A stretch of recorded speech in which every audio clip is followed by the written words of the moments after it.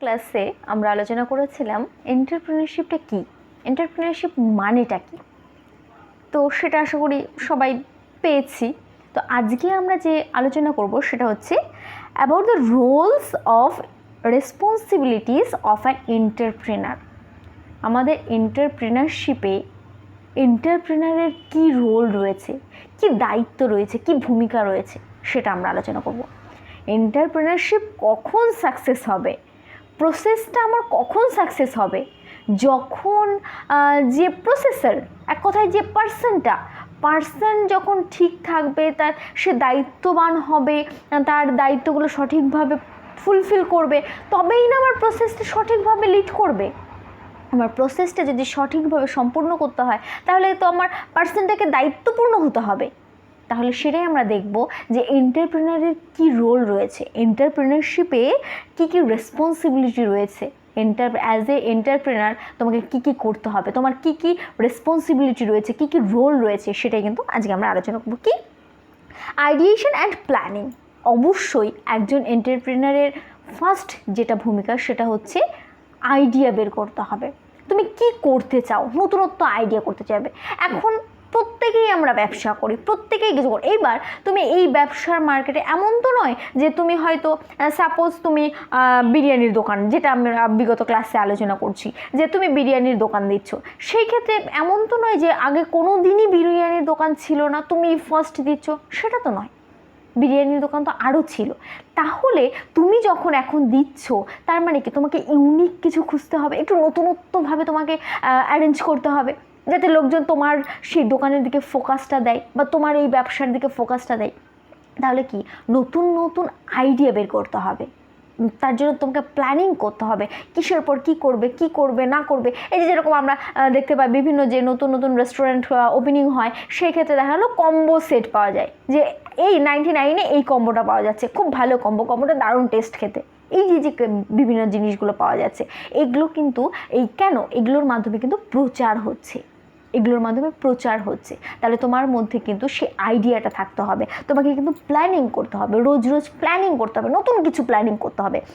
Next আসবো team building. অবশ্যই তোমাকে একটা টিম তৈরি করতে হবে। কি and entrepreneurship also creates job, they hire the best people to run their business. Entrepreneurship অবশ্যই কী করবে, একটা জব দেবে।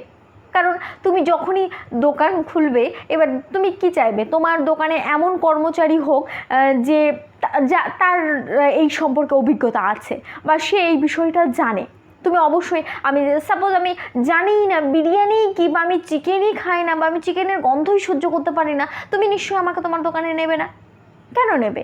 কারণ তুমি তাকেই নেবে যে পারদর্শী, যে সমস্ত কিছু যে কোয়ান্টিটিটা ঠিকঠাক দিতে পারবে, যে ভালোভাবে সঠিকভাবে মেনটেন করতে পারবে সমস্ত কিছু, যে এক কথায় যে পারদর্শী, যে পারে না, যে জানে না, তাকে কিন্তু তুমি নেবে না। তাহলে তুমিও তো তাকে একটা জব দিচ্ছ, তাকে একটা চাকরি দিচ্ছ, তাকে একটা কাজ দিচ্ছ, তাহলে কিন্তু সেটা তোমাকে অবশ্যই মেনটেন করতে হবে।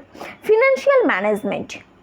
তুমি যখন একটা বিজনেস, আমরা প্রত্যেকেই দেখবে যখন যে হ্যাঁ আমি তো দোকান করতে চাই বা আমি একটা ব্যবসা ধরতে চাই, কিন্তু ব্যবসাতে প্রচুর পুঁজির প্রয়োজন, তোমার তো সেই টাকাটা লাগবে, তোমার পয়সাটা লাগবে। সেক্ষেত্রে কি an entrepreneurship has manage the accounts of A business, this also includes registration of business. তুমি যে যখন বিজনেসটা শুরু করবে, তোমাকে তো বিজনেসটার জন্য রেজিস্ট্রেশন করতে লাগবে, রেজিস্ট্রেশন করার জন্য তোমার কিছু অ্যামাউন্ট প্রয়োজন। পেমেন্ট অফ ট্যাক্স, বিভিন্ন ট্যাক্স পেমেন্ট করতে হবে, ট্যাক্সগুলো আমাদের প্রত্যেককেই ট্যাক্স বের করতে হয়, সেই ট্যাক্সটা তোমাকে বের করতে হবে, সেটা তোমাকে পেমেন্ট করতে হবে। বিভিন্ন জিনিস রয়েছে, যেরকম তুমি যে ব্যবসাটা করবে তার সরঞ্জামগুলো কিনতে হবে, তোমার একটা দোকান তৈরি করতে হবে, তাকে ভালো করে সে মডারেট করতে হবে, সমস্ত কিছু করে তোমার একটা কিন্তু ফিনান্সিয়াল অবশ্যই ম্যানেজমেন্ট দরকার, একটা ফিনান্সিয়ালের কিন্তু একটা প্রয়োজন আছে, টাকা ছাড়া কিন্তু হবে না, তোমার একটা পুঁজি কিন্তু অবশ্যই প্রয়োজন আছে, সেটা কিন্তু তোমাকে ম্যানেজ করতে হবে।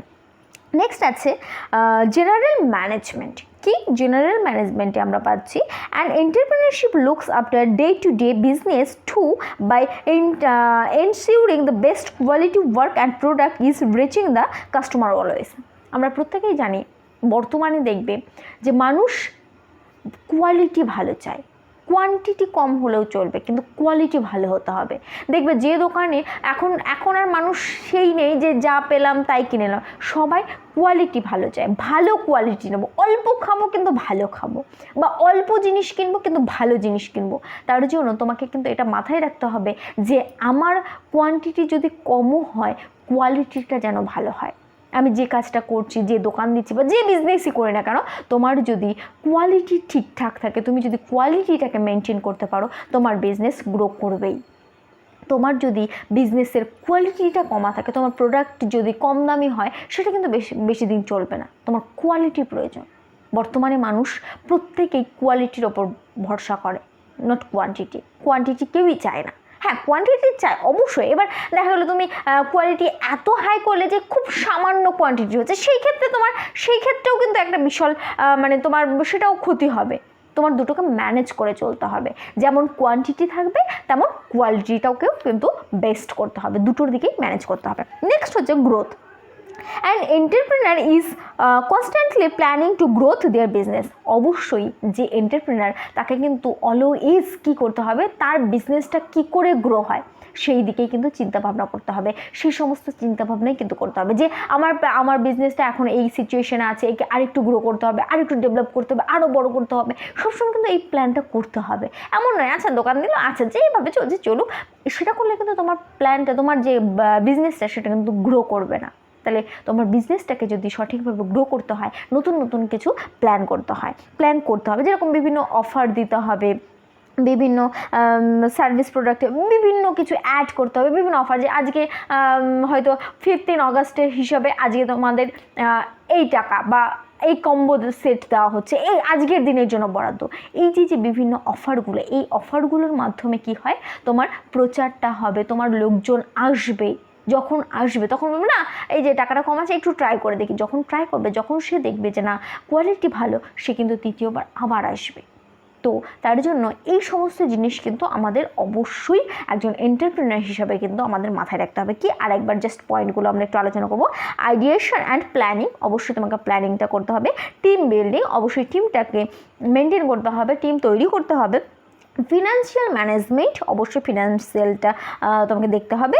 জেনারেল ম্যানেজমেন্ট অ্যান্ড গ্রোথ, অবশ্যই কী করে গ্রোথ হবে, কী করে উন্নতি হবে, সেটা কিন্তু লক্ষ্য রাখতে হবে। এই সমস্ত কিছু মেনটেন করে চললেই আমার যে কোনো এন্টারপ্রেনারশিপ অলওয়েজ ভালো চলবে। আচ্ছা, আজকে তাহলে আমাদের ক্লাসটা এইটুকুই। নেক্সট ক্লাসে পরের টপিকটা আলোচনা করব।